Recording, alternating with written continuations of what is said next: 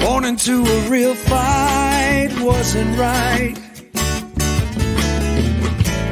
Where can she dream here? Hey everyone, I'm here. It didn't kill me, I guess. But as you did see, it did delay. Ghost is here. Hi. New co-host, I guess. So that's Ghost. Wow, that was interesting. We do have to delay the chili cook-off and poker for pediatrics due to my arm surgery, and then of course this last week I went to a funeral last week and I came home with COVID. Second time I've had it. This time was not as much fun as the first time. This time was a little more intense. So, but it made it to where the schedule just wasn't. We wouldn't be able to do what we need to do. And I do want to say this is that Stephanie Goddess of the Grape put out there that you do need both of your arms to make chili. No, Steph, I'm a fat guy. I need both arms to eat chili. So, you know, I need both arms to eat it. I can make it with one arm, but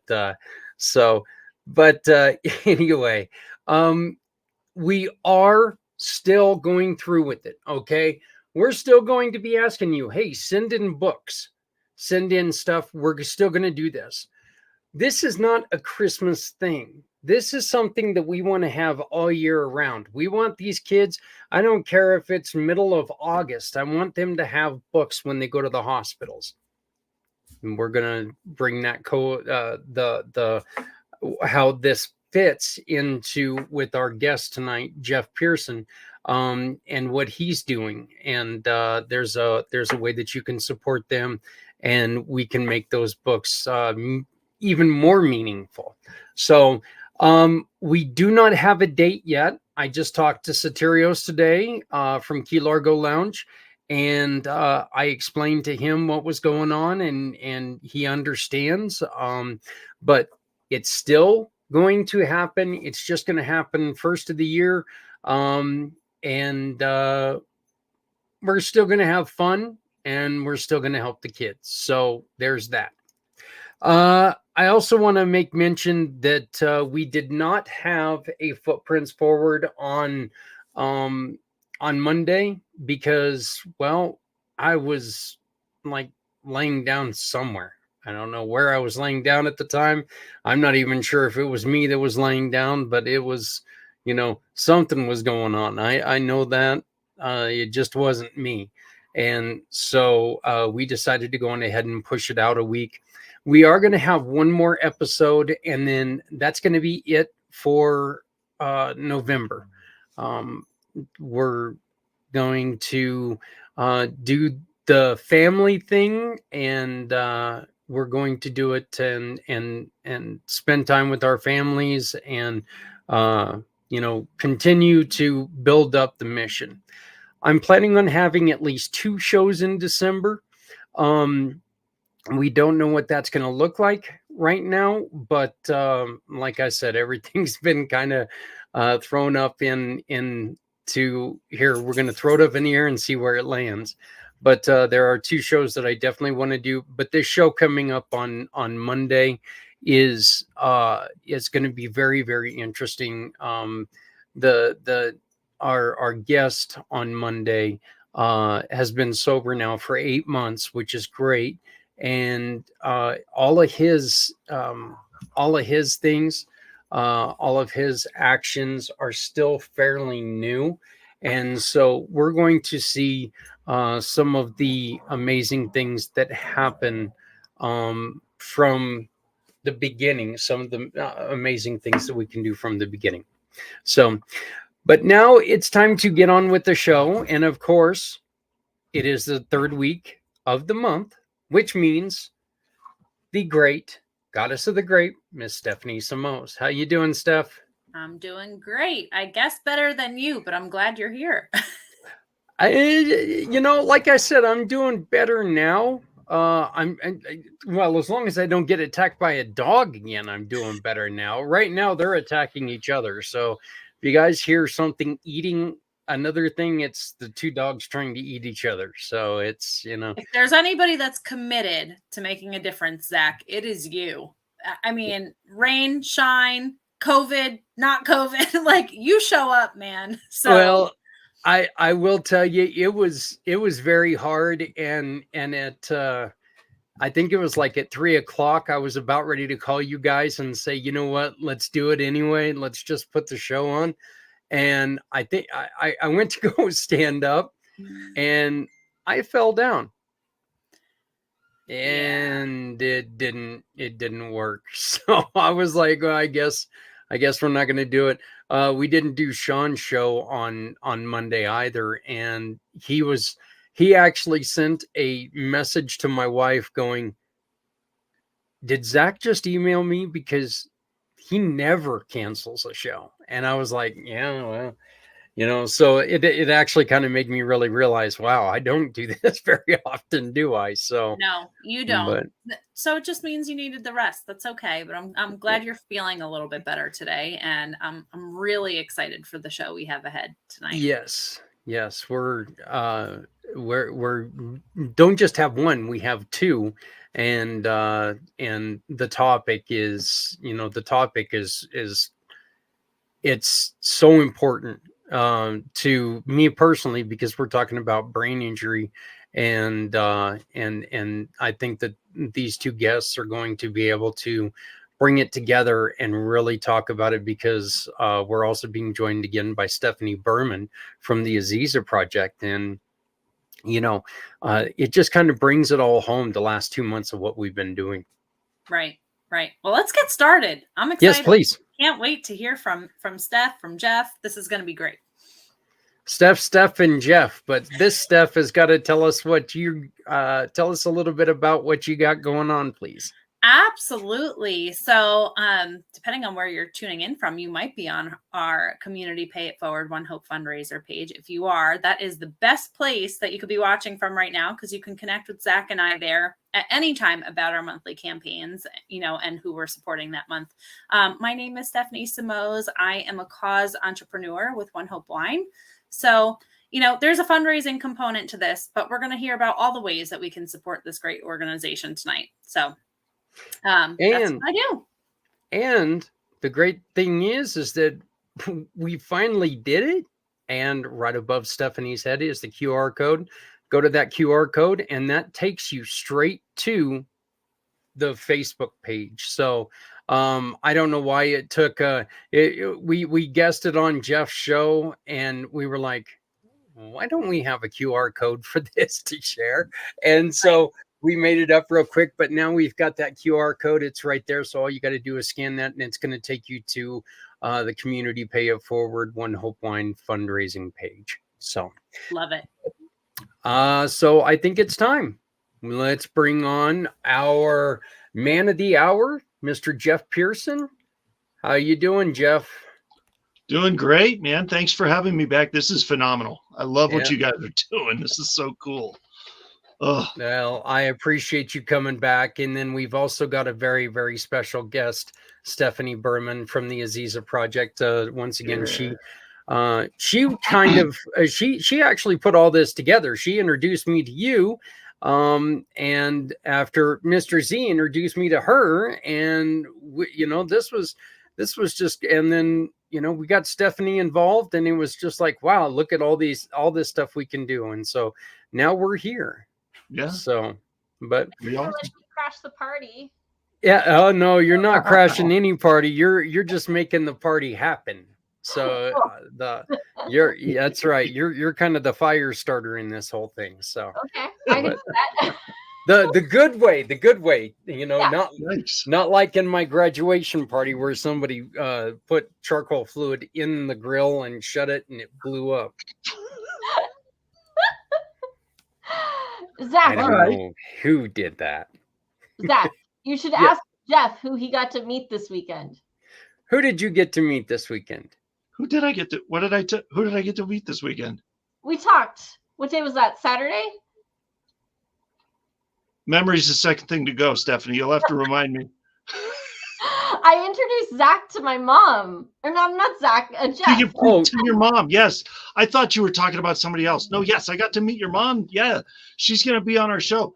It's gonna be really cool. Yeah, they're gonna team up and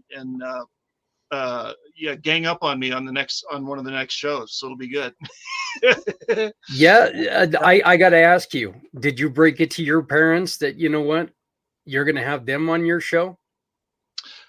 I think, well, my dad's pretty smart. My mom's pretty smart. I think they'll figure it out. I think they see it coming. I think they're waiting for me to ask them about it, but I haven't asked them about it yet. So, but to answer your question, no, I have not said anything to them yet directly about, hey, should you be on the show? I think you should be on the show. Yeah. It's coming though. Don't worry. Well, I want to take a real quick moment to thank you very much for inviting Steph and I to come and appear on your show. We had a great time doing it together, and I know that it's the second time I've appeared on your show, and I greatly appreciate it. So a lot of great things coming from that. So absolutely, man. Stephanie's coming up. She's going to be a guest on the show coming up here in the next week or two as well. So watch out for that. So yeah, we're just taking over the airwaves. Look at this. Here we go. By storm, man. That's right. That's right. So Jeff, why don't you tell us a little bit about Hydro with Hope? So Hydro with Hope is an organization that was formed in about mid 2022 and is now a nonprofit. And we converted it to nonprofit this year because it just made more sense that way. There's so many people that have been through so many experiences with hydrocephalus. It is not an inexpensive condition to live with. So yeah, I see you shaking your head, Stephanie. Yeah, you understand. And so you have these surgeries, you have all this stuff you have to do, and it adds up, man. So we said we don't want to have to charge anybody for anything, and we couldn't figure out how to do that outside of becoming a nonprofit, and so we did that this year. But Hydro with Hope came out of honestly a conversation that I heard in the next room during a follow-up after one of my revisions, one of my brain surgeries for revision in 2018, and I just heard this family in the next room just breaking down. I couldn't tell what the conversation was about. I could just hear just enough to know that it was not good and they were not happy. And I just kind of thought back to when my parents, had me in that room at 2 weeks old and found out that I was going to have to, go in there thinking 2 weeks old. Okay, we come in, we do the appointment, we move on with our life, and then they get the bomb dropped on them that they're gonna have, you know, have their baby boy and for brain surgery at 2 weeks old. So I kind of thought, man, I wonder if that's what's going on. And long story short, that kind of led to forming Hydro with Hope. It took us a couple years to figure out how we wanted to do it. If we wanted it to do, brick and mortar, if we wanted to be online, and of course online is the way to go. And so that's what we did, and hit the ground running. And man, have we made some fun connections since then. And it's been going crazy this year, and it's been absolutely amazing. You just recently went and had another treatment. How are you feeling? And how long does that generally take for you to rebound from those? So actually, this treatment was phenomenal. I've never experienced anything like it in my life. So with the last surgery that I had, the last revision in October of 2021, it left me with a couple of pretty severe symptoms. And one of them was that filter that's built into your brain that blocks out background noise and lets you concentrate on the conversation in front of you, that was broken. I had no filter. So if I went into a room with 100 people, I heard 100 people. I heard 100 conversations. I couldn't block anything out. That made church really exhausting. That made going to the grocery store, work, everything. It was a nightmare. And then also, and the other thing was I had large motor tics that I developed and it just got worse over the years, over the last couple of years. And it was the entire right side of my body would just involuntarily twitch, and it was painful. It was exhausting. I went to Bend, Oregon, where my parents live, and one of my sisters lives there too. And they said, I think we found something that might help. And so I went there kind of cautiously optimistic. Everybody says, oh, I think I have something that'll help. You should try this, try that, and then you're out of money and you're exhausted. And, so they said, nope, we're going to pay for everything. We're flying you out here. Come try this. If it works, great. If not, it'll be fun to see you anyway. So I did. And that was over the week of Halloween. And so it was Tuesday, Wednesday, Thursday that I had these treatments on each of those days. And after Tuesday, I got home. I haven't had a tick since. Haven't had a tick since that Tuesday. And my filter is back. I can go. I went to church on the following Sunday and stayed the whole morning because I couldn't get enough. I was like, this is fantastic.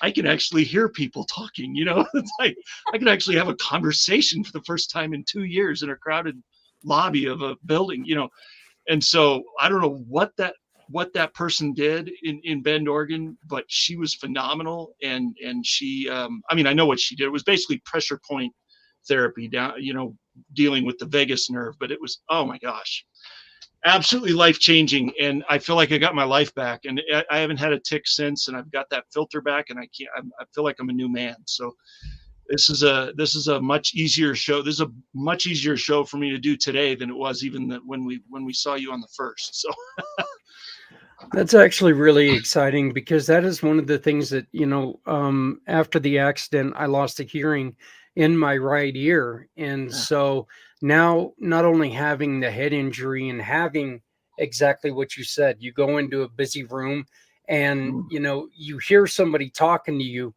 but you have to do, 1, 2, 3 looks around just to try to focus on who might know you. And then you come to find out it's not even somebody calling your name or something like that. I know how difficult that is. I have one of two things that happens. I either hear everything that's going on, or the buzzing, and I get this buzz in my deaf ear.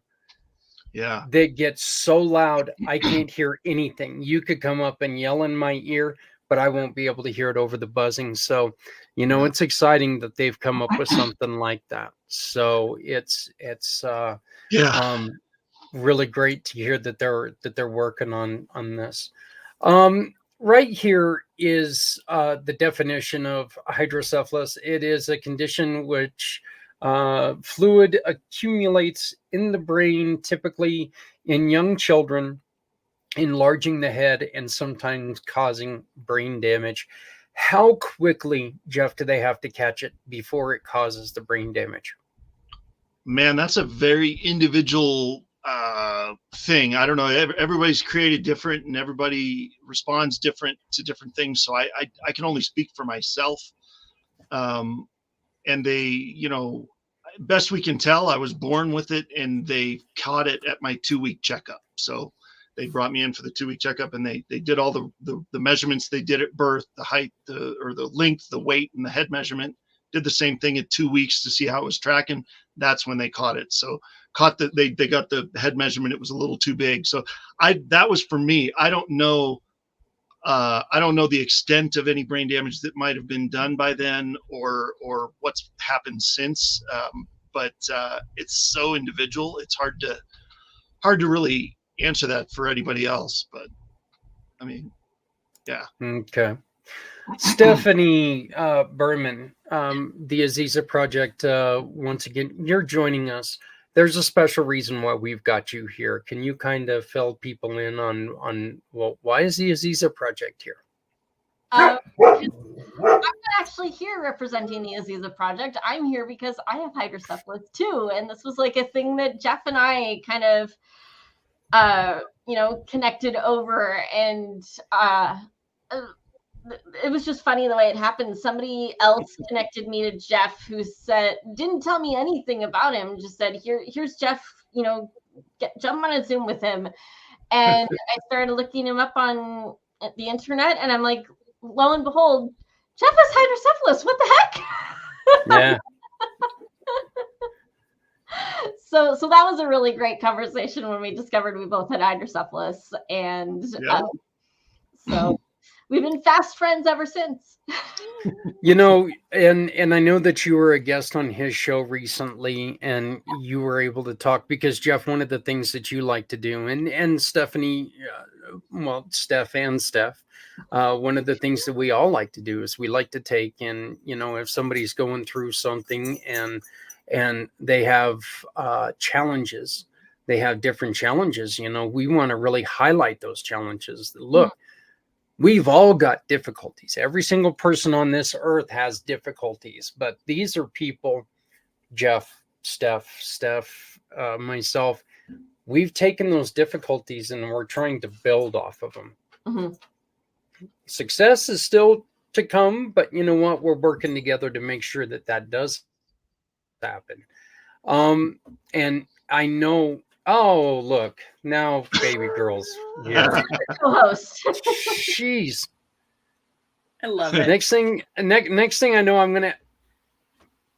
Wow, she just like kind of snuck up between my legs. Now that was a little spooky. Anyway, this is going to be an interesting show.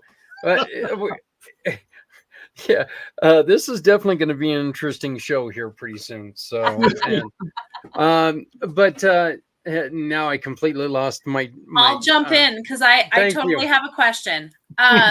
So in your initial conversation, Steph and Jeff, were there similarities in your story? Were there differences in your story? Because I just learned of this condition this month. And while Zach is reprimanding his dogs over there, they're probably trying to steal his pie, to be honest. That's kind of like a hint on what's to come later. Yeah, put the pie on a shelf, man. Put it up here. Yeah. Put the pie up on a shelf. I think they're coming for your pie, Zach. But I'm just curious, Steph. They're not big enough, strong enough, or crazy enough to go for my pie. Steph, I'm just curious, in your initial conversation with Jeff, were there similarities, differences? Did you guys say, oh my gosh, yes, this is what I went through also? I'm just curious how it may have differed or how it may have been very much the same for you. Jeff will probably agree with me when I say that our stories are very different. There's the nod. Or I guess I should be pointing that way. And that's because, let's see, we were born on different continents to start with. Mine was discovered within the first week of my life, immediately at birth, really, people who were in the delivery room knew there was something wrong.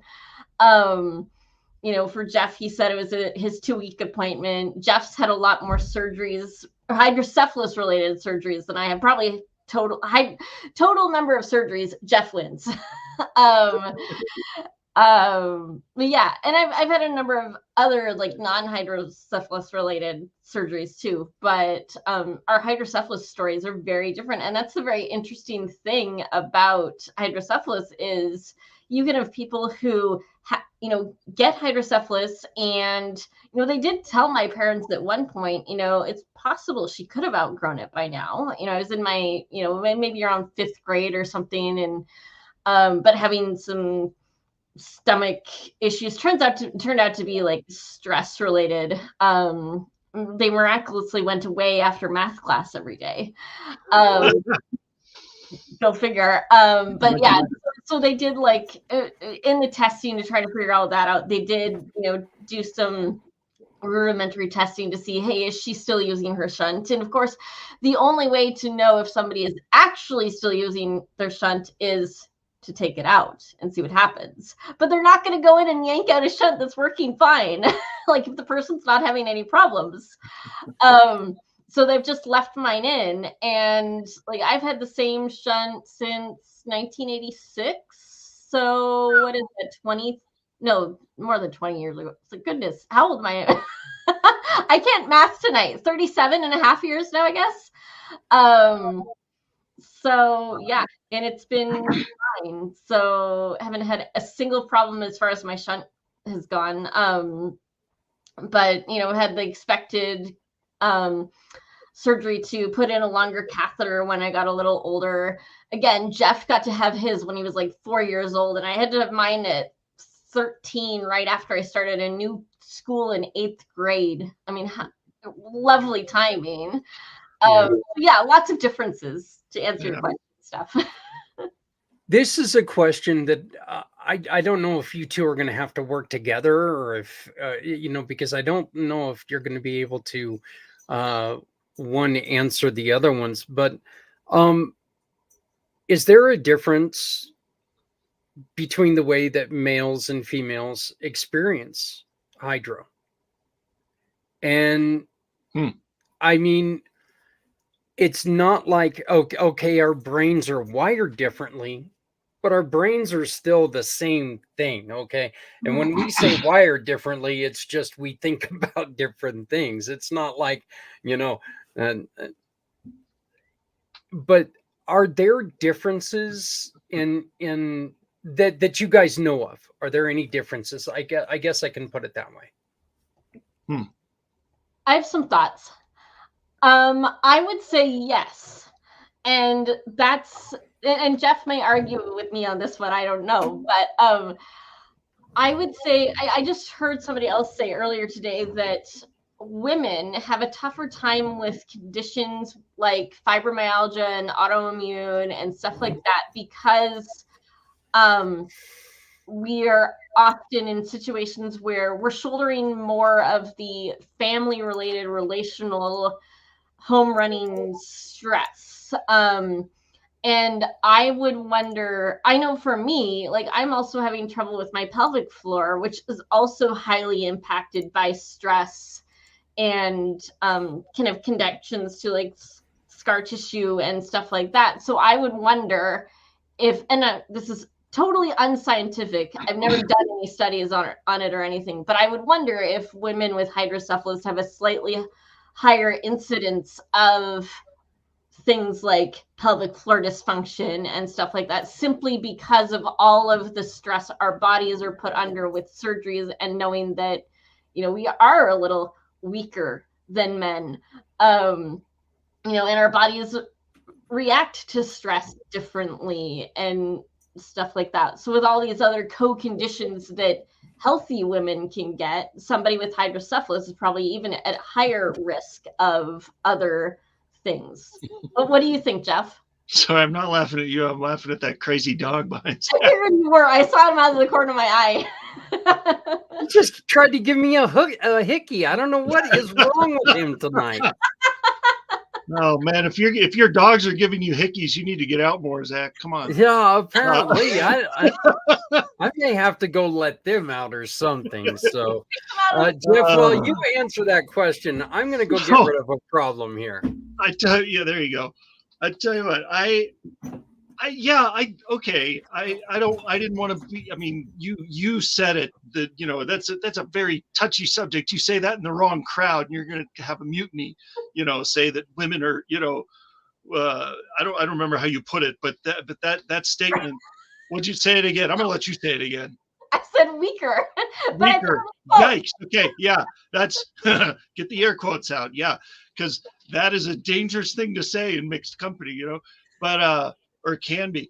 I would kind of agree with that. I mean, but then you also the childbirth thing is also something that I can't imagine going through that, and yet that is something that that is very common for women too. So I don't know.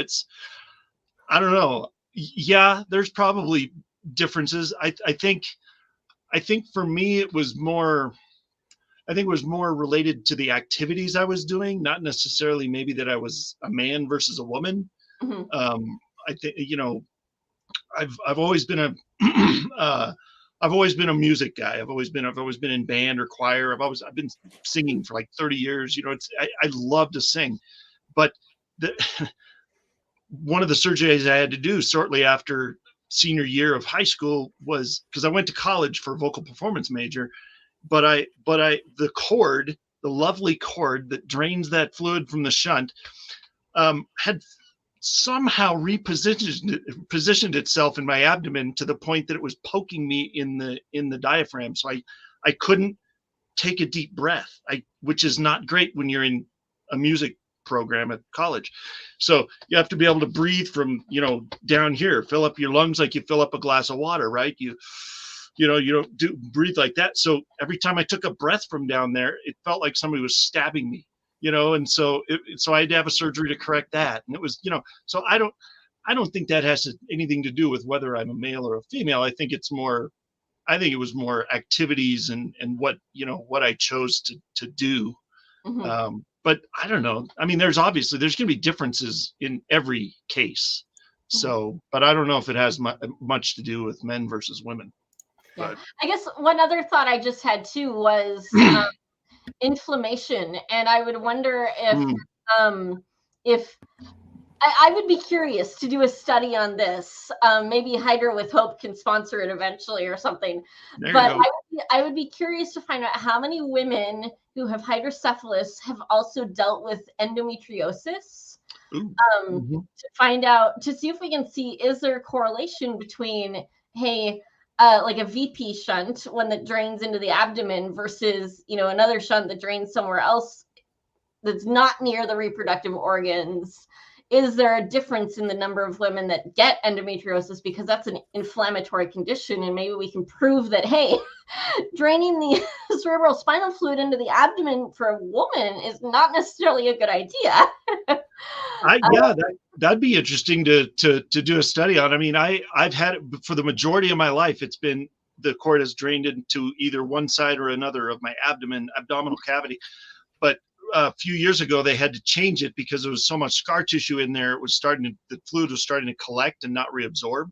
So Yeah. they had to relocate it. So now I think my shunt is technically called I should know this better, a VPL shunt, I think. Is that there's one that the VP goes into the abdominal cavity. The VPL, I think, is the one. Mine comes around, goes down like this, and then wraps around to the back and drains into the pleural space behind my right lung.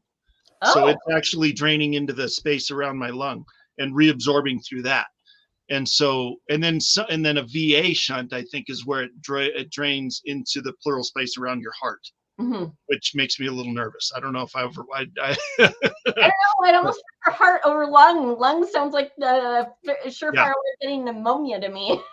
Right. Yeah. So I don't know. But I think it's more, I don't know. I'm not a fan of the heart either for that, but whatever. Yeah, no, I hear I'm you. not the surgeon, so anyway. Are there any other afflictions that are more prevalent in people with hydro that you guys do know of? Like you were both just saying, it's kind of the anti-inflammatory thing. I mean, is this something that healing takes a little bit longer or anything like that? I don't know, man. I think in my experience, I mean, knock on wood, I don't get sick. I just don't get, like, everybody, like, oh, I got the flu again. Oh, I got a cold again. Oh, I gotta go. I'm not that guy. Mm-hmm. And so I don't know. I mean, there might be that might be something to do with the fact that maybe there's bigger things going on. And so my body's like, the flu, that's cute. Let's do another brain surgery instead, And so I don't know if I don't know. What do you think, Stephanie? I would agree with you. For the longest time, I had a super strong immune system, probably the strongest in my family. I didn't get sick as a kid. And even still as an adult, my husband gets sick well before I do. He doesn't get as sick as I do. But when I do get sick, I get a lot sicker. Like when I had COVID a year and a half ago, I think it was, I was a lot sicker than my husband. So yeah, I would say that's how it plays out for me too, is my immune system seems to be stronger than the average bear anyway. Part of that might be because we get pumped full of so many medications and so much anesthesia and so many antibiotics after surgery. And like, I think I've got like the iron liver, it's like, well, that's another thing is I'm actually curious. Like I've noticed I've had blood drawn a couple of times and my liver numbers have been a little off. And so I have wondered, I wonder if all this anesthesia has been actually kind of hard on my liver. Am I going to pay for it later? And sure enough, I was diagnosed with insulin resistance this year. So I'm like, oh, here we go. Well, I haven't done any studies on it or anything like that. I wouldn't be surprised if people with hydrocephalus do end up with a higher incidence of morbidity, whatever that word is. Morbidities? Yes, that one. There it is. Jeff. Your memory is working. Good job. There it is. And so, yeah, I wouldn't be surprised, but it's probably not, I don't think there's enough studies out there to say, people with hydrocephalus have higher incidence of diabetes and heart disease. And like you can say with obesity. No. But I would say the big one that came to mind, and Jeff's probably going to be like, oh, yeah, that one. The one that came immediately to mind is spina bifida. And that one and hydrocephalus often go hand in hand. And Jeff, I never asked if you have it, but I'm assuming not, right? Spina bifida? No. Yeah. No. Yeah. One other thing that I thought of is seizures. Seizure disorders. A lot of people that I know that have hydrocephalus that I've interacted with on social media and stuff, a lot of them are on seizure medications because of the crankiness of their brain having to interact with that shunt. So yeah, that is what I found. That I do know is pretty common. Stephanie, I love this question you have for him. What's that? I was just curious because you guys had mentioned inflammation a couple of times. So I was curious if either of you focus on diet or any other things maybe around inflammation to kind of remedy that. I mean, I didn't do it for that, but I have been probably 99% gluten-free for about the last, 7 or 8 years, pretty strictly. I mean, sometimes you can't help it. You go out to eat and something might be in there, but for as much as I can control it, I've been about 99% gluten-free. And I tell you, that I do feel better just overall from that, like joints, my digestion, my stomach doesn't hurt nearly as often. I mean, but other than that, I didn't make any dietary adjustments or anything just for inflammation from anything like that. No. I haven't, not specifically for the hydrocephalus, no, same sort of answer, but I did cut out gluten for a while and it didn't seem to make a difference for me.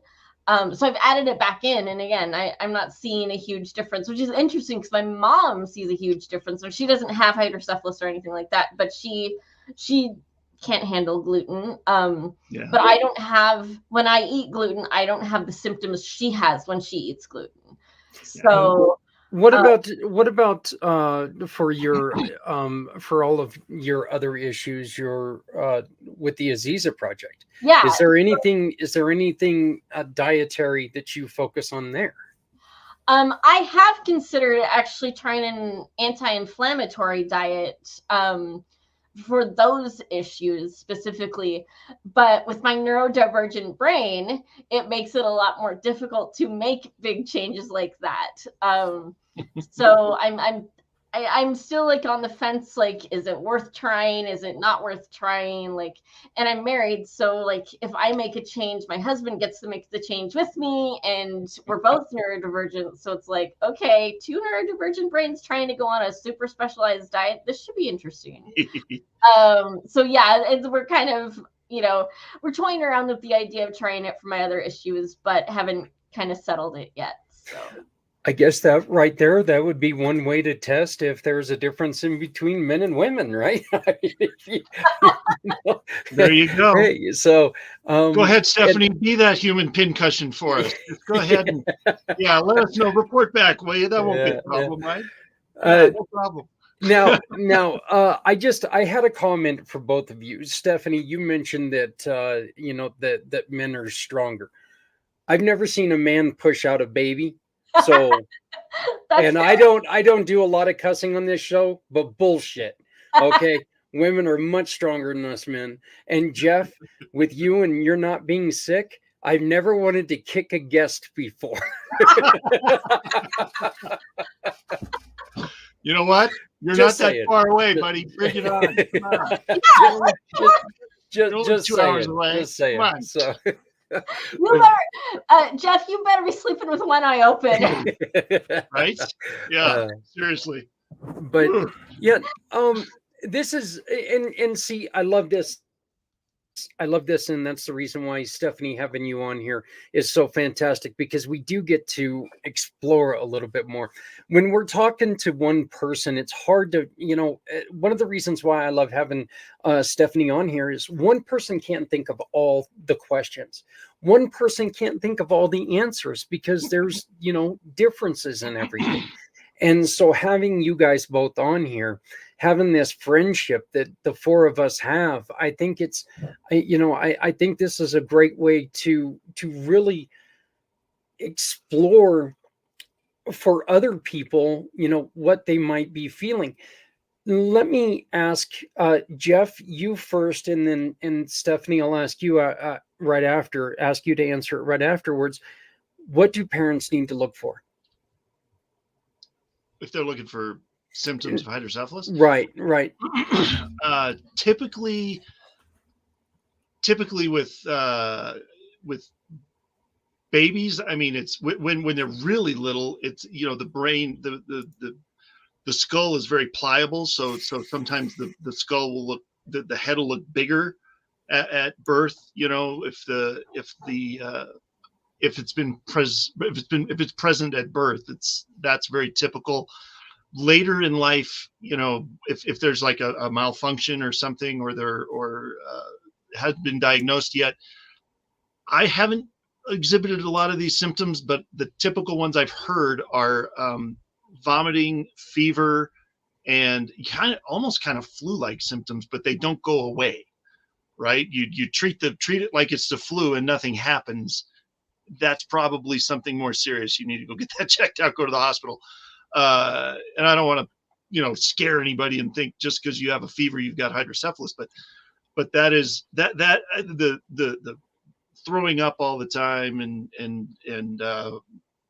the headaches, I think, are the biggest things. That's never been my experience. Throwing up has never been a part of it. It's been the headaches headaches is the main thing for me. You But I know, don't know. What about you, Stephanie? I've never had a revision officially. Like my very first shunt came out because I got meningitis. And then they didn't put a new one back in until I got better from the meningitis. And then that's the one I've had ever since. That was when I was 11 months old. So I've never been through that. But I've also, I guess I would add to the list, lethargy, double vision, I've heard. Headaches was a big one that I always knew of growing up. So I was always super, like, if I got a headache, I was super on edge. And even now as an adult, I hardly ever get headaches. But when I do, I'm like, oh no, is this it? Well, and depending on the symptom, I've had four revisions since 2014, and all of them had a little bit different symptom. You know, the first two, like the one in 14 and the one in 15, both times I thought it was an appendicitis, because it was really painful down there, like somebody was stabbing me in the side, you know, down where you think it would be appendicitis. Turns out the first time it was a bacterial infection in the cerebral spinal fluid that needed to be remedied, and the second time it was healthy fluid, but it wasn't reabsorbing because of all the scar tissue. So it's, you know, symptoms can vary a lot. And as you get older and as your body, you know, in adulthood, you know, stuff shifts around and you know, whatever. And so you really don't know, but it's really individual to the person, I think. But yeah, that's been my experience. You know what, and the first thing I thought of when you guys were talking about the symptoms, the first thing I thought of, those are the exact same things you go through with a concussion. Mm-hmm. So it's, you kind of have like concussive, if you're starting to have concussive feelings, then maybe that's sometime that you better start calling the doctor, right? I mean, you'd want to anyway. I mean, if you feel like you've got a pretty good concussion, then you'd want to go get checked out anyway. But I you know me, I have the headaches every minute of every day, and Stephanie, like you said, that's why, you know, the COVID that I'm getting over right now, that was worsened because of the headaches. You know, you know, it's like having a migraine and then going on ahead and getting a migraine on top of that migraine, or you know, whatever. I mean, it's just not a whole lot of fun at all. But and Jeff, I hope you don't mind. Stephanie, why don't you tell us a little bit about the Aziza Project? Okay, I didn't want to crash Jeff's party. No, definitely not. Go for it. Okay, so the Aziza Project offers hope to women who are suffering from complex gynecological pain by providing funding for them to see the doctors who have the knowledge and training to find out what's going on. I know that we did a campaign for you last month, and we're just going ahead and announce it now, Stephanie, that next month we are going to bring back all of the campaigns that we've done from the beginning of the show. We're going to bring them back. So what we're going to do is we're going to take and we're going to try to find as many clips of all the shows that we've had, and we're just going to bring in, and I'm going to talk about them on those 2 days. Hopefully Stephanie can join us. If she can't, she can, and that's not going to be a big problem. But once again, December is a time for family, so we can kind of want to make sure that we're doing that. You know, and here's just before we get Stephanie's part, you guys were talking about it, so I've got to do it. That's my new grandbaby. Yeah. So all right. Yeah, she's a newbie. She's a Paisley. She was kind of a pain in the butt for a little while, but she's on oxygen right now. They did have a few problems with her, but that is Paisley J. So very, very happy Nice. Big Sister, in which this, I always wear this hat because of Big Sister. Big Sister bought me the hat, so it's the hat that I wear.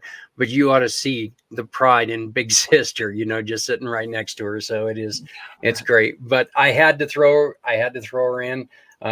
We've been talking about problems and things like that, just kind of brighten my day, right? So she is beautiful, Zach. Oh, right. That face. Yeah. I can't. But there is one thing I wanted to bring up before we get into wine and fun pie pairings. Jeff brought up the journals the last time we spoke, and I thought that they were really important to readdress. So I know when he explained them, I was like, wow, I wish I had something like that when we were kind of navigating stuff with my son. So, Jeff, if you wouldn't mind kind of showing and explaining again, the journals you have and like the opportunity to be able to donate those to the hospital. So no parents with a newborn have to go through this without kind of having a guide. Right. Thank you. Right. Thank you, Stephanie. I appreciate that. And I'm going to go on ahead and I'm going to put you on a bigger screen so people can see the journal, which is actually right behind you. It is. Actually, I didn't want to have to reach behind me, so I have one right here. Oh, look at that. Look at me being prepared. Check it out. So I have my good days, this is it. My Hydro Warrior story. And it is a journal. It's about 150 pages. And it walks you through that moment of, holy crap, my kid's going to have what kind of surgery, and walking the parents and the family and the patient through, all of the things, all the stages, the surgery, the recovery, the hospital stay, the going home, the what do you do next, there's a lot of blank pages in here for just information and emotional download, to just, when you find, I can't imagine being in that, in those parents' shoes, I'm a journal. I've got journals and stuff that I've written over the years. And I think that was part of the reason I put those pages in there, is because it's valuable. And the idea is to have one of these journals for each revision. And I put on the spine here, there's a spot right here that almost looks like a mistake, but it's not. I did that on purpose because most people, Stephanie's just showing off, but most people with hydrocephalus have had several revisions over their lifetime. And so this is a wonderful place for you to put the date of the last revision, or the number, like number 1, number 10, number 40, number whatever.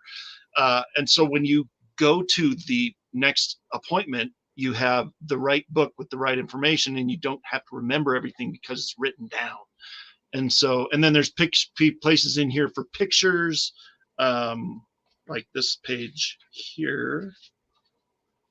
Here's one I got to spend, blank birthday in the hospital.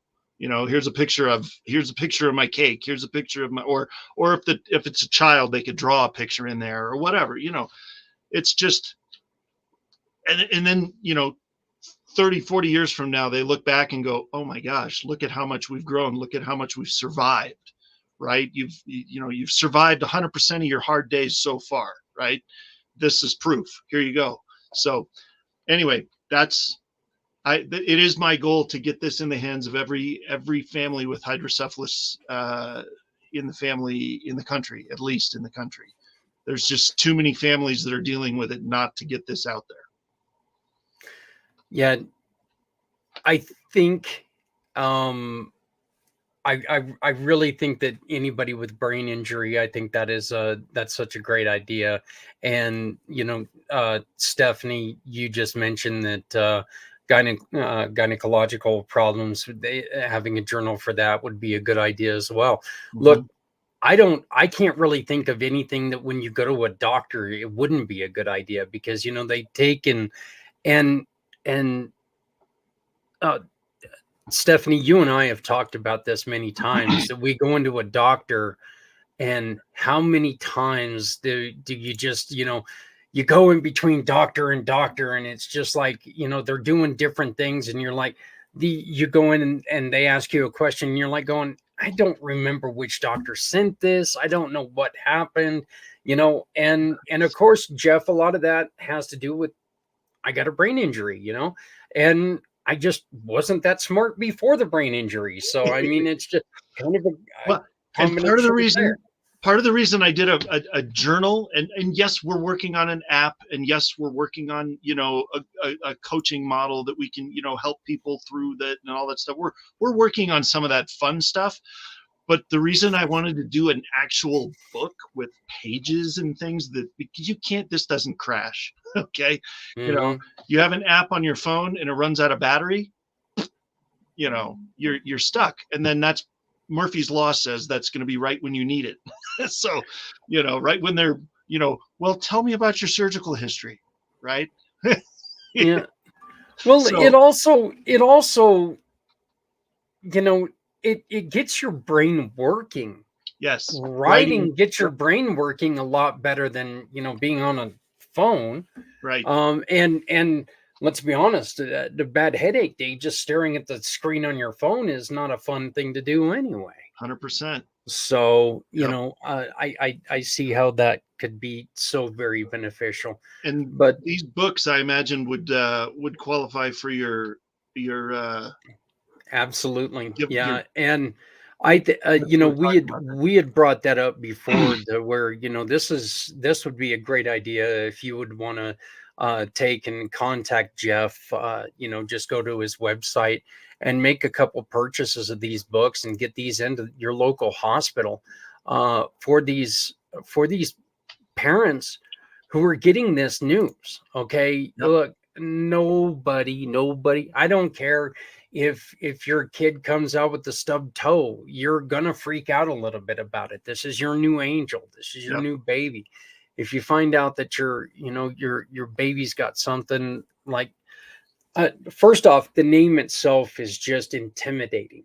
Okay, the name itself, it's like, whoa, my kid's got what, you know, right. And it's kind of yeah, and so, you know, but imagine if, and this is the whole purpose of the book drive, is we give these books to kids and they can use these to feel better about themselves. Well, this is a way that this child can not only take and look back at this and go, wow, I'm still here. I've went through all of this and I'm still here.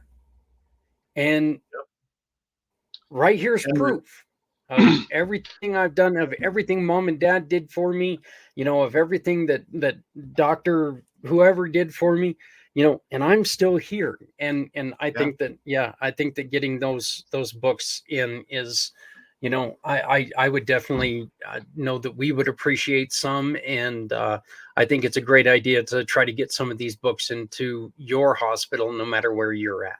Well, and side note on that too, if people know, if people find the person that I've been told after talking to several hospitals around the country, you know, and who do we talk to? Who do we, you know, because I've been trying to get my foot in the door with the medical community with this, and it's not easy. They got a lot of red tape, and so finding the right person is tough. But what I've heard is the title, generally speaking, of the person that you want to get these to is called the Child Life Advocate at the hospital. They're the ones that are kind of the go-between between the completely terrified parents and the doctor that sometimes doesn't always know how to communicate to the parents in a way that doesn't talk them off the ledge, so to speak.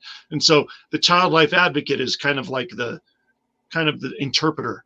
So if you can get them to that person, that is perfect. I think and if you find out who that is and want to email me with that info, that's great. That's even better. Then I can reach out to them too. So yeah, no. I wanted to. We need to get Stephanie's part going, but once again, Jeff, this is one of the. You know, this is on your website, and it's one of the things that it catches my eye because this is truth. You know, Stephanie, with your organization, it's, you know, don't let nobody tell you that you don't have a problem. Right. You know, this is, they're so important, so true, and so simple to realize. You know, just because it's no big deal for you doesn't mean that it's no big deal for someone else. Yep. You know, you know, the little bit of a bang on your TV. Well, that may not be a big thing for you, but it may send me underneath a pillow, you know? Right. And then of course you've always got the veterans, you know, you got to think about, look, no matter what it is, you got to remember that other people, you know, other people react to things differently. And we just have got to remember that everyone reacts to things differently. Yeah. So, one last quote I want to please throw up there, just like what you did there. I've got one in the book that I wanted that I feel like is something that I've told people so much, because, and it's hard because when people get diagnosed with something, it can be tough, you know, and sometimes you get angry, sometimes you get sad, sometimes you get overwhelmed, sometimes you don't know what to do, but eventually it comes down to this right here. Let's see if I can get it right there. Yep. That's a good one. Yep. That's it. Yep. And I didn't want to have a quote in the book, but my wife said you have to. So I said, okay. So she said she's heard me say that a lot. So she said, that's going to be a quote. Yep. I think I've got one more in there somewhere, but that's what I've kept taking comfort in. Honestly, it's been freeing. It's like, I can decide that. You know, you can do whatever you have to do what you got to do in the OR, you know, but I can control that. It's hard to get frustrated with as much as you don't have control of, you know, in that situation, but that you do. So, yeah. So, Stephanie, it is your time to do the wonderful things that you do, starting with this. Absolutely. Yeah. So that QR code is going to take you directly to the One Hope fundraiser for Hydro with Hope. Not only for this month, you can always support them. You know, through One Hope, we can support any registered 501c3 at any time, but that QR code will be good for a little while. So if you take out your phone, hold the camera up to that, it will take you directly to that link. If you prefer to type it in, it's that link that you see there right at the bottom, and it will take you directly to the fundraiser where any purchase is going to give back to Hydro with Hope.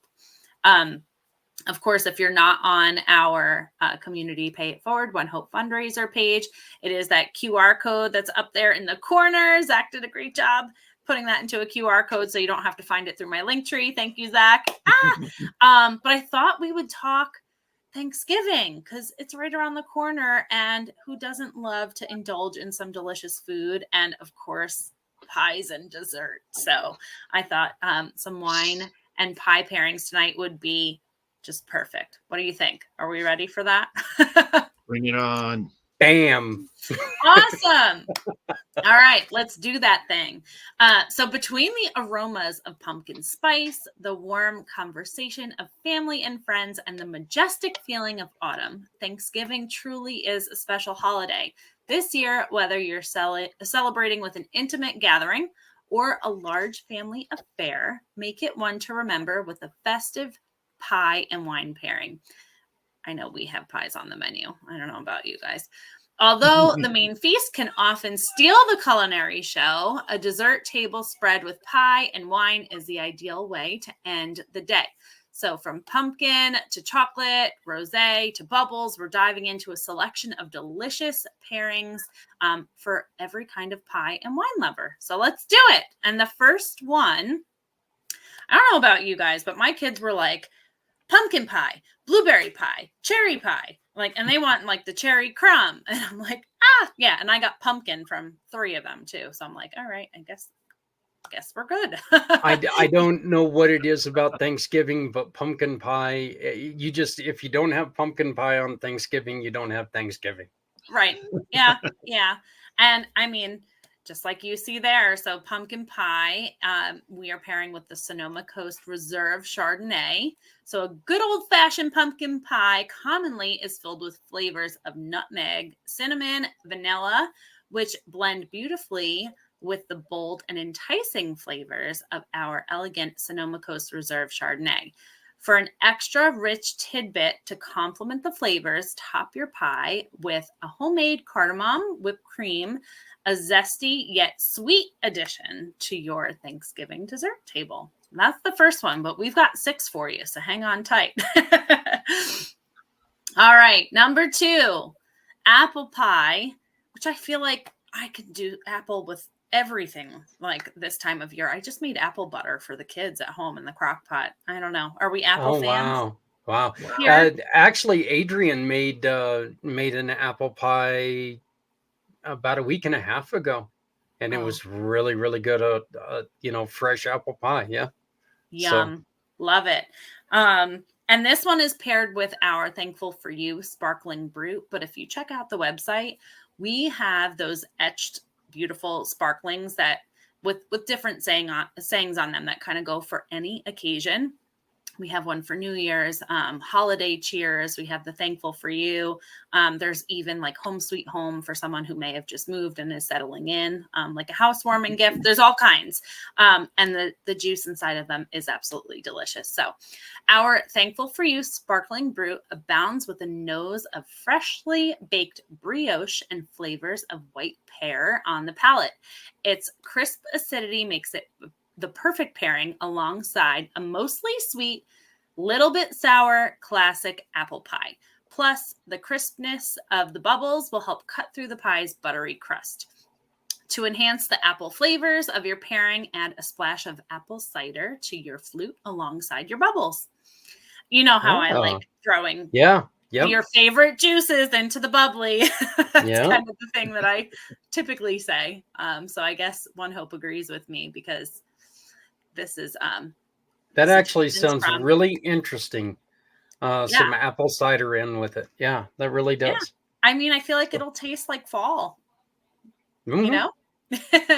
All right, number 3, chocolate cream pie and our Vintner Collection California Red Blend. Has any of these piqued your interest yet, Zach? I know you were like really excited for pie. You went to get the pie. Our Vintner Collection California Red Blend is big and bold with complex berries and cocoa aromas. It's full of depth and richness like dense chocolate cake, making it a strong choice alongside the chocolate cream pie. Although your mind might initially drift to chocolate cream pie for your Thanksgiving dessert table, might not initially drift to chocolate cream pie. There's always a chocolate lover in the crowd, and this award-winning pairing promises to please. So, yes, I can totally see this together, and that red blend is delicious with the flavors of chocolate, in my experience. I may have sampled that a few times. My mind always goes to chocolate cream pie. I love it. I love it. Well, we've got berry pie up next. I don't know if that's a favorite among any of us here, and it's paired with our hospitality collection, Cabernet Sauvignon. Delicious cab.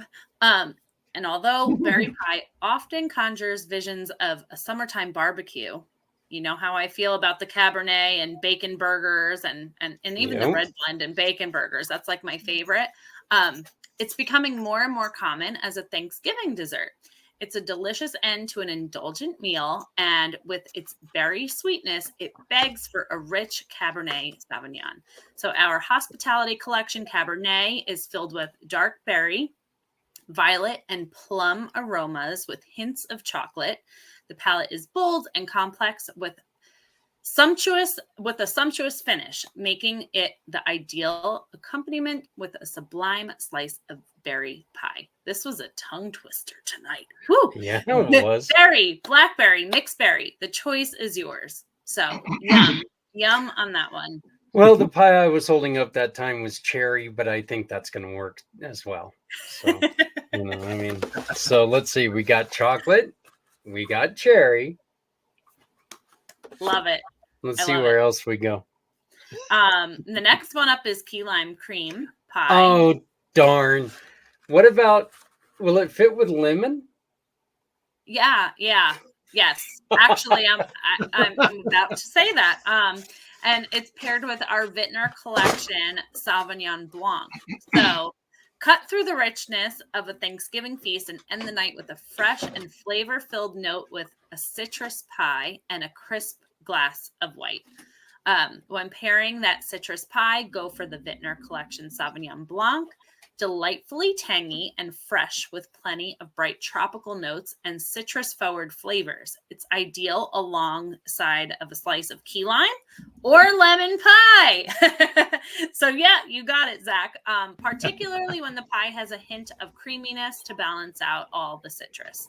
So yum. You're going to have to give this a try, like do the sampling and let us know how it goes. You might feel better after it, being sick and all. Just saying. If you haven't had any meds. Yeah, I was going to say, I'm either going to feel better or I'm going to feel about 100 pounds heavier. So last but certainly not least is the strawberry rhubarb pie paired with our Italian Prosecco. Love those bubbles. A festive Thanksgiving dessert, strawberry rhubarb pie, looks lovely sitting on the dessert table. And it tastes lovely too. Tantalizing balance of sweet meets tart. This pie pairs well with the bubbles of our Italian Prosecco, Brut. This balanced and fruity Prosecco is made from Galera grapes and offers pleasing aromas of fresh pear and hints of apple with a touch of sweetness. So if you're ready to get pie pairing, you can order your wines and support Hydro with Hope today and start preparing for your sweet dessert feast. And, if anybody has any questions, definitely reach out. Shipping is really quick. I cannot guarantee, of course, with, Thanksgiving around the corner, and I'm sure, delivery drivers are starting to get real busy, but usually 3 to 5 days and your order is right at your door. Some people have sent me a picture and said, oh my gosh, and it's like 48 hours and their wine is at their doorstep already. So it is pretty fast. Wow. So depending on what state you're in, where you live, the wine does move pretty quickly to your doorstep. Yeah, I would say the only way that you're definitely not going to get it is if you don't order now. So let's, scan that QR code, get on there. The other way that you can do this is by, if I can get my mouse onto the right screen here, you can always go to Stephanie's Linktree, which is Linktree at /Steph Simoes, and all the information. Right. Yep. All the information you need is right there. And then next month, that Linktree is going to be your best friend, because that is where you can go in and you can say, hey, you know what? I remember that you guys in October hosted Steph with the Aziza Project, and you can donate to the Aziza Project, and then continue to donate to Jeff, and you can donate to any of the other nonprofits that we've had before. This is it's the holiday of giving. It's the holiday of caring. And so we really want to show how much we care. And we're going to just try to remind you guys of some of the wonderful, wonderful organizations that we've had for the past year and a half. Like I said, I ended up putting together a show the other day and came across Stop Shaking Baby Syndrome, and from last November.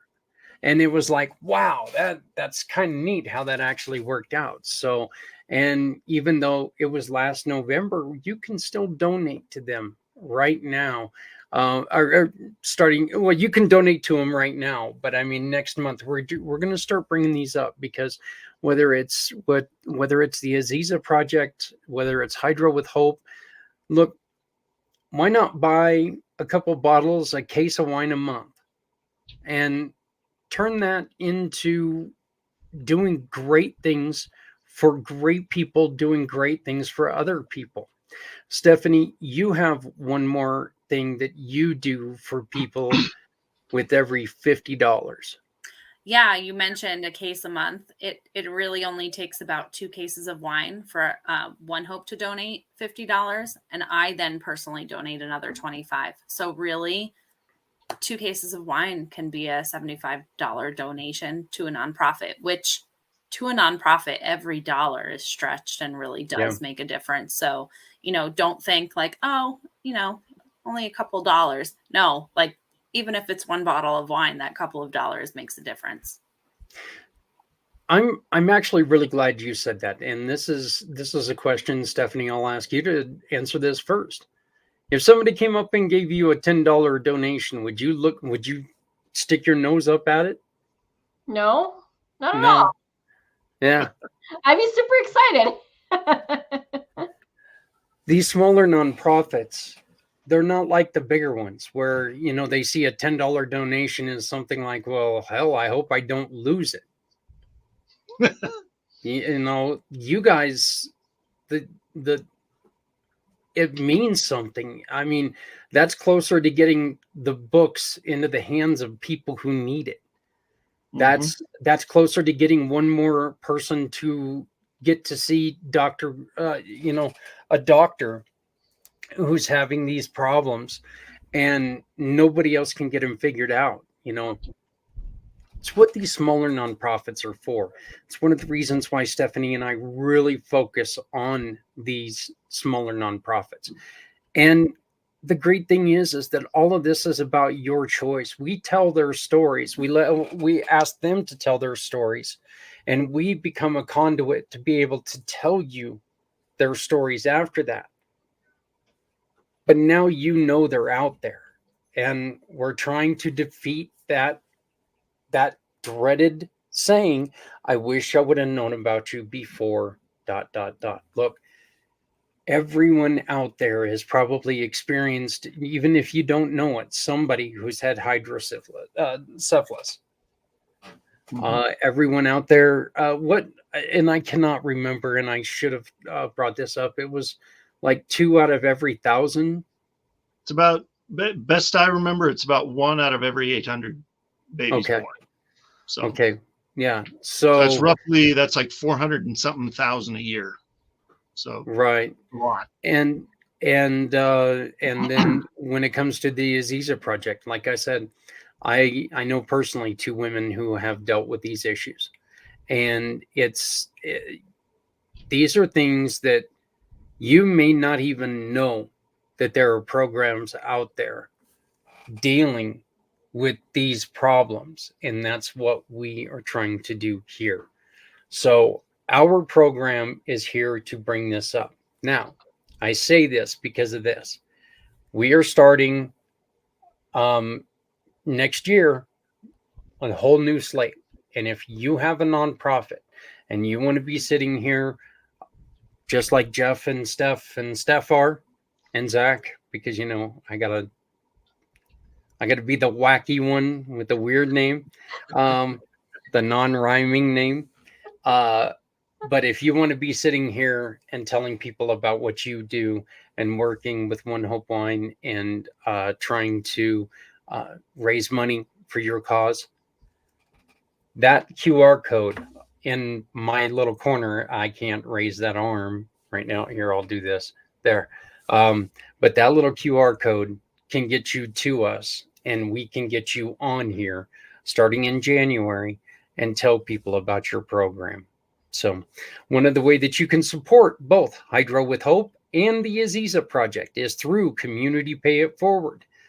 Both of them are mission partners of ours, and any shopping you do with any of our partners will donate 80% of the referral goes to either of those organizations. You choose, you tell us, because who I care about, that matters to me. Who you care about, that matters to everyone. So you tell us where you want that money. That's what it's all about. And Stephanie, I think you and I have built the culture here on this show for that. So I'm extremely happy to get started next year with that. I'm excited about bringing back some of the wonderful causes we've had throughout the year and a half. And I want to thank you guys for taking time out of your day to join us again. I want to thank you for speaking about this and educating people on what you guys went through. It's not always an easy thing to do. Nobody wants to admit that, hey, I've got this. Nobody wants to sit there but you want to make sure that people know, hey, you're not alone.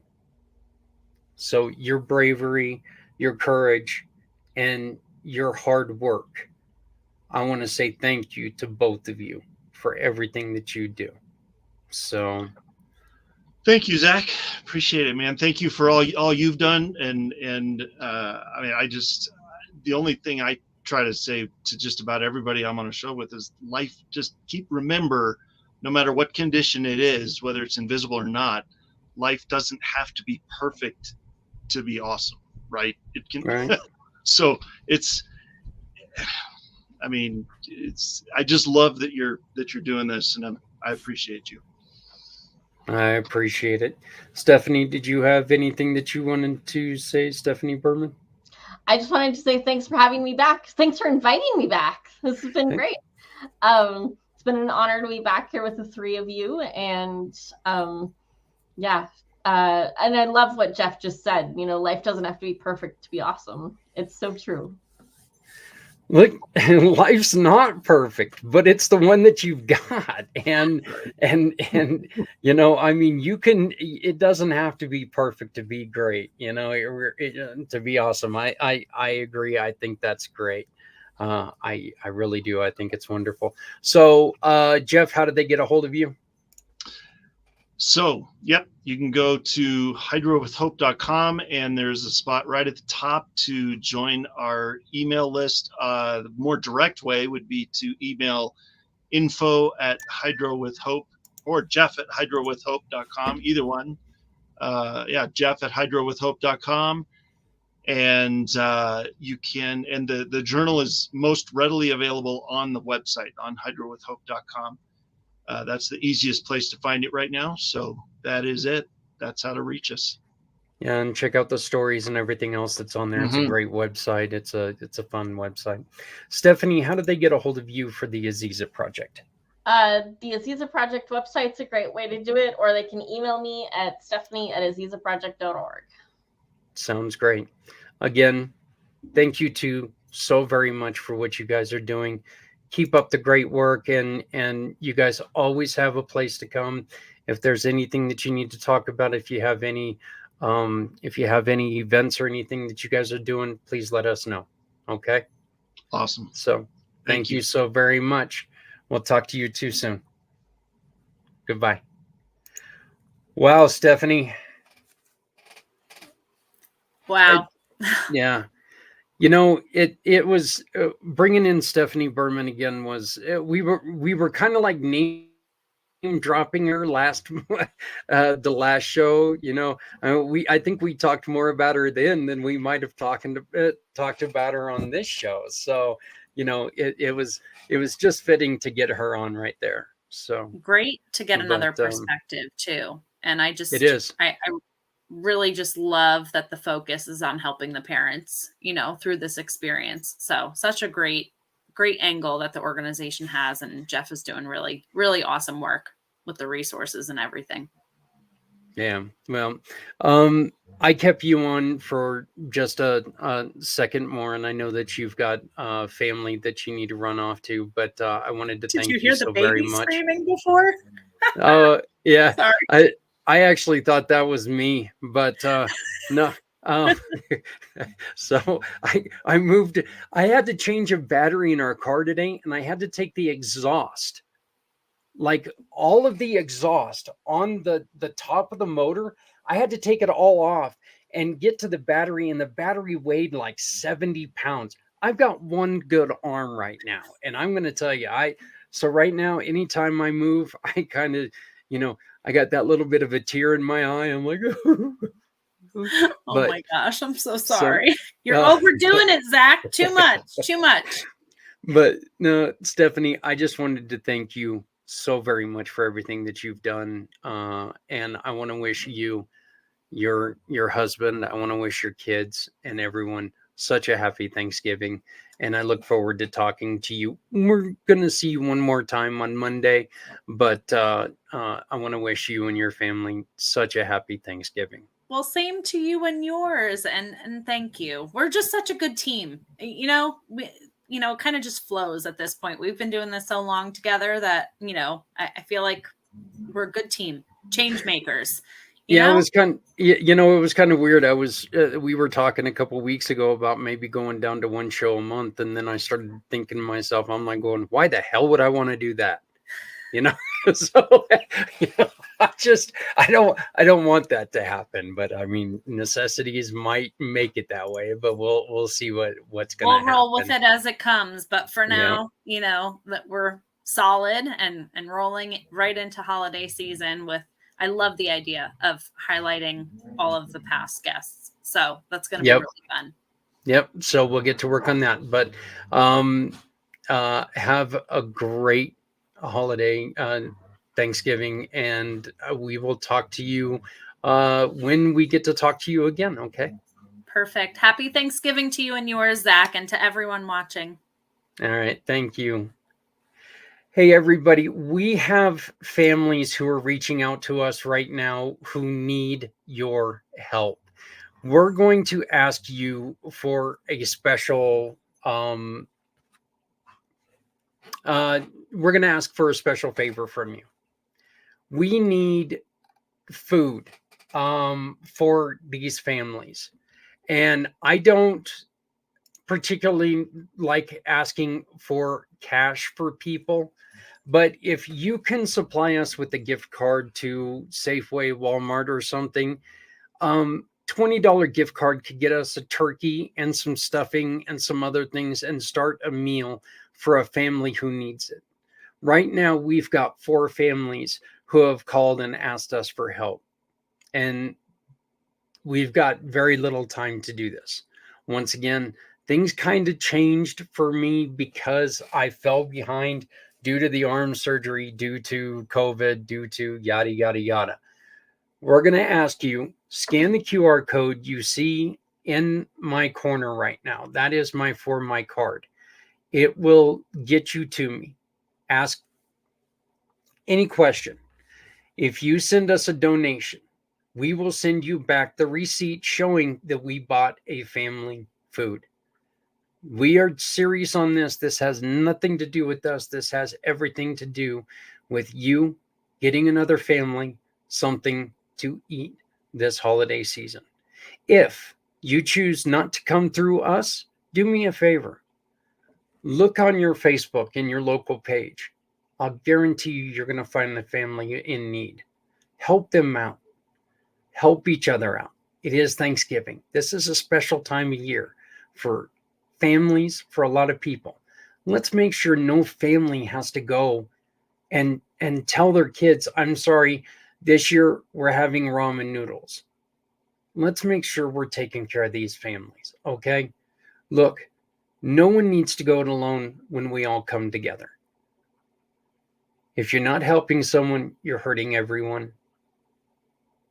That's just kind of the way it is. So please, the QR code up in the corner, that's my card. Please reach out if you can help us help other families.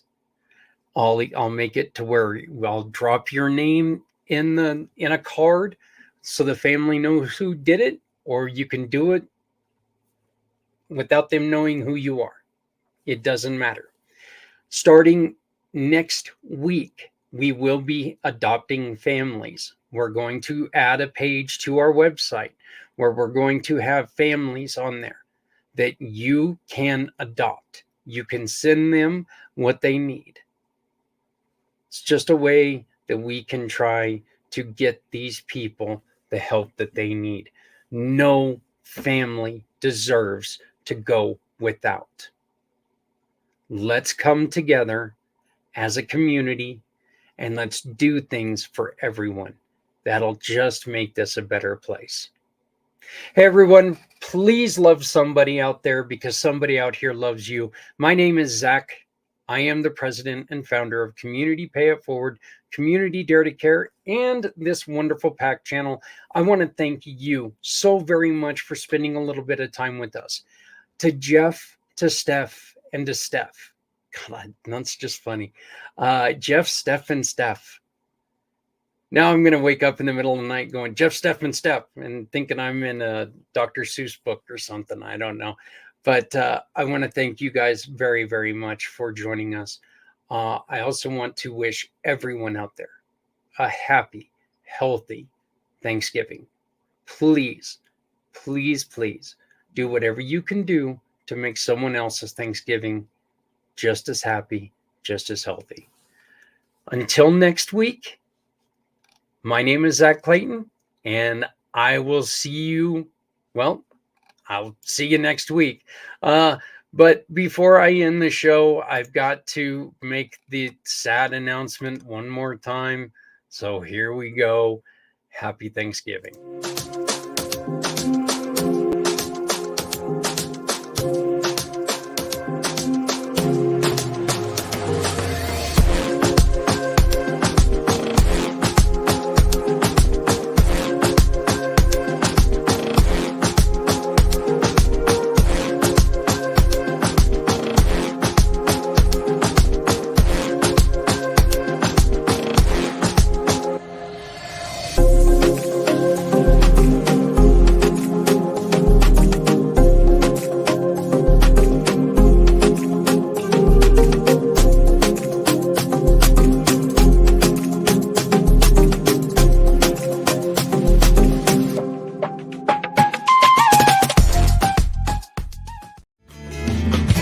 Stepping out of her fear, bring me home, out alone, show me the way. You wanna be a part of Sunset Boulevard.